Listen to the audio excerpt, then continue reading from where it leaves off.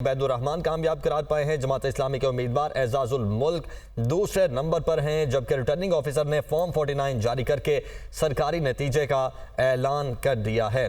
Abid, form 49 बाकायदा तौर पर इन तीनों हलकों से जारी कर दिया गया है। जी बिल्कुल। अभी तो इलेक्शन, चूँकि इलेक्शन की वेबसाइट जो इलेक्शन कमीशन की है वेबसाइट, वो तो अपडेटिंग है। उधर अभी तक जमात इस्लामी के तीनों जो हैं अरकान, उनको फातह करार दिया गया है। लेकिन जो उनके अपने हलके हैं वहाँ पर उन्हें आरओ की जानिब से जो है फॉर्म 49 जारी किया जा चुका है। उनको फॉर्म 49 मिल गया है, जिसके मुताबिक ये तीनों जो PTI के हिमायत याफ्ता उम्मीदवार थे वो अपनी नशिस्तें जीत चुके हैं, जबकि उनके मुकाबले में जमात इस्लामी के जो उम्मीदवार थे वो अभी इस वक्त दूसरे नंबर पर हैं। इसमें मैं आपको बताता चलूँ, जो उबैदुर्रहमान थे PK 17 से जमात इस्लामी के, उन्होंने 22,981 वोट हासिल किए थे, जबकि एजाजुल मुल्क अफकारी के 25,124 थे। ये PTI के उम्मीदवार थे उबैदुर्रहमान। जो तो मामूली फ़र्क था, थोड़ा बहुत फ़र्क था, रिकाउंटिंग में ये फ़र्क दूर हो गया और उसके बाद उन्हें फातह करार दे दिया गया। इसी तरह जो अनवर ज़ेब जो हैं PTI के, वो भी जो वहीद गुल जो थे जमात इस्लामी से, उनसे तकरीबन 500 से 700 वोट पीछे थे। रिकाउंटिंग में वो फातह करार पाए हैं।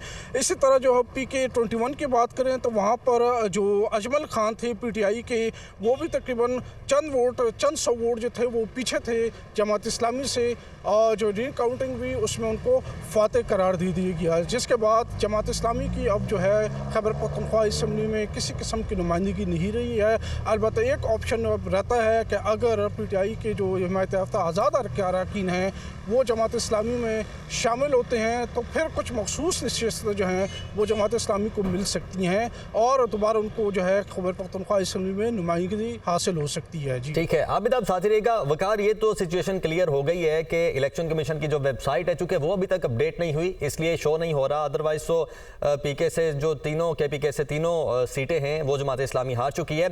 अब जिस तरह आबिद हमीद भी कह रहे हैं कि अब यही एक वाहिद रास्ता रह गया कि अगर पाकिस्तान तहरीक इंसाफ के जो आज़ाद उम्मीदवार जीते हैं वो अगर जमात इस्लामी में शामिल होते हैं, और चाहे जमात इस्लामी के पास कोई सीट है या नहीं है वो फिर भी शामिल हो सकते हैं और फिर ही जमात इस्लामी अपनी जो मखसूस नशिस्तें हैं वो हासिल कर सकती है। जी बिल्कुल, जो इलेक्शन एक्ट है वो इस बारे में बड़ा वाज़ेह है। जैसे ही इलेक्शन कमीशन ऑफ पाकिस्तान किसी भी मेंबर का गज़ट नोटिफिकेशन करता है तो इसी के साथ 3 दिन का अल्टीमेटम दिया जाता है कि वो किसी भी अपनी मनपसंद सियासी जमात के वो शमूलियत इख्तियार कर सकते हैं। उसके लिए कोई शराइत वगैरह नहीं है, बल्कि उस सियासी जमात का इलेक्शन कमीशन ऑफ पाकिस्तान में रजिस्टर्ड होना जो है वो ज़रूरी है। तो यकीनी तौर पर पहले तो अगर हम बात करें जो क्योंकि ये पाकिस्तान तहरीक इंसाफ के हिमायत याफ्ता उम्मीदवार हैं और इस वक्त कुछ हवाएं उनके हक में नहीं चल रही, तो ये इतना आसान मरहला नहीं होगा। और उसके लिए यकीनी तौर पर जो PTI की टॉप लीडरशिप थी, जब उनसे हमारी बात हुई तो उन्होंने भी इस बात की तस्दीक की कि वो इस मामले में उनको लिटिगेशन का भी पता है कि उनको किसी अदालत का दरवाज़ा भी खटखटाना पड़ सकता है। ताम जो रास्ता निकाला गया है, क्योंकि पाकिस्तान तहरीक इंसाफ ने कोशिश की कि उनके नज़रियात से मिलते जुलते जो सियासी जमातें हैं ताकि उसका अपना एक PTI का तशख़्ख़ुस है वो भी बरकरार रहे और इस ज़मन में उन सियासी जमातों के साथ इत्तेहाद किया जाए जो कदरे उनसे जो है वो यानी उन जैसी हो। इसके लिए उनके पास 2 जमातें थी, क्योंकि MWM ने एक नशिस्त तो हासिल की, लेकिन जो मालूमात है उसके मुताबिक MWM ने ख़वातीन की जो प्रायोरिटी लिस्ट है। ठीक है वकार, आप साथ ही रहेगा। कैसर शरीफ साहब तर्जुमान जमात इस्लामी इस वक्त हमारे साथ मौजूद हैं। कैसर साहब, बहुत शुक्रिया आपके ज्वाइन करने के लिए। खैबर पख्तूनख्वा से जो आपकी 3 सीट्स थी जो आपने जीती थी, अब दोबारा रिकाउंटिंग हुई है और ये तीनों सीटें आपके पास नहीं रही हैं। सबसे पहले तो एक दफ़ा ये कन्फर्म कीजिएगा। देखिए, ये टीवी स्क्रीन से ही मुख्तलिफ टिकर्स और बाकी तफसीलात सामने आई हैं। अभी हमने इसको रीचेक करना है और हम ये समझते हैं कि ये तीनों सीटें जमात इस्लामी फॉर्म 45 के मुताबिक जीती हुई है और इसका रिजल्ट तब्दील करना या तब्दील करने की कोशिश करना ये ज्यादती होगी और नामुनासिब रवैया होगा।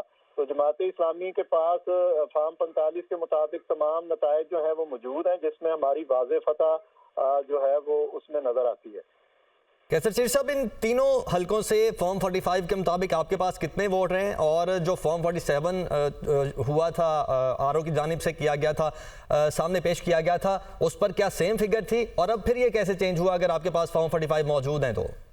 देखिए, इसमें इन तीनों नशिस्तों पर हमारी वाज़े बरतरी है और हम कोई 4-4.5 हज़ार दीर की जो पीके की सीट है उस पर हमारी फतह थी, और इसी तरह बाजौड़ में भी हम कोई 100-200-400 वोटों का इशू नहीं था, बल्कि वाज़े हमारी बरतरी मौजूद है। एग्जैक्ट जो फिगर है वो भी हम थोड़ी देर में इंशाल्लाह कोट करेंगे और आप लोगों से मीडिया में भी उसको शेयर करेंगे। तो मैं ये समझता हूँ कि इस पर जमात इस्लामी ने आज भी जमात इस्लामी के सेक्रेटरी जनरल अमीरुल अजीम साहब ने प्रेस कॉन्फ्रेंस की है मंसूरा में, और हमने 16 फरवरी को इस्लामाबाद में धरने का ऐलान किया है। हम एहतजाज करेंगे इस पे, और हम मुतालबा करेंगे, पहले दिन से मुतालबा कर रहे हैं कि चीफ इलेक्शन कमीशन जो है वो रिजाइन करें, वो इस्तीफा दें। ये सिर्फ धांधली नहीं हुई बल्कि ये जुर्लू फिरा है।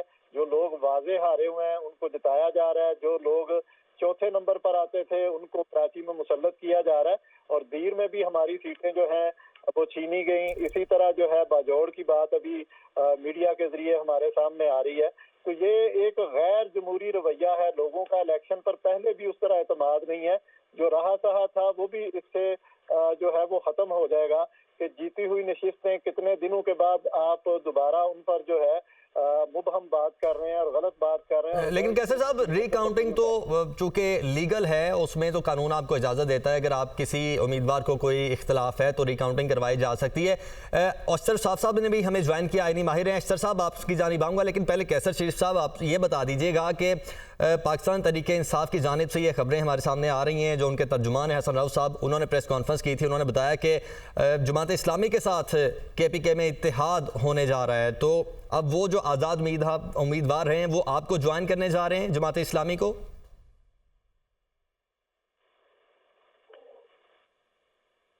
कैसर शरीफ साहब, आप हमारे साथ हैं, सुन पा रहे हैं? जी बिल्कुल, मैं सुन रहा हूँ। असल में ये जब PTI ने जमात इस्लामी की क़यादत से रब्ता किया था तो उस पर जमात इस्लामी ने गैर मशरूत तौर पर एक मुस्बत जवाब दिया था, और हमने कहा था कि हम आज़ाद उम्मीदवारों को इस हवाले से तहफ़्फ़ुज़ दें। आज बड़ी अहम मीटिंग जो है इस्लामाबाद में हुई, जमात इस्लामी के नायब अमीर और सियासी कमेटी के जो सदर हैं लियाकत बलोच साहब और बाकी क़यादत के साथ PTI की आला क़यादत ने इस्लामाबाद में मुलाकात की। जो सिनेरियो पहले चल रहा था हमारा, जिस मामले पे गुफ्तगू टेलीफोन पर हुई थी, आज उस मुलाकात में एक नई चीज़ जो है वो सामने आई, वो थी कि KPK में PTI के जो कामयाब उम्मीदवार हैं वो चाहते हैं कि जमात इस्लामी के साथ मिलकर हुकूमत बनाए। तो इस पर जो है वो जमात इस्लामी की तरफ से अभी कोई हतमी फैसला नहीं किया गया। जमात इस्लामी ने उनको ये जवाब दिया है कि हम मुशावरत के बाद इस पर अपनी राय का इजहार करेंगे और बताएंगे, क्योंकि ये नया सिनेरियो था। पहले जो गुफ्तगू हुई थी वो कौमी सतह पर भी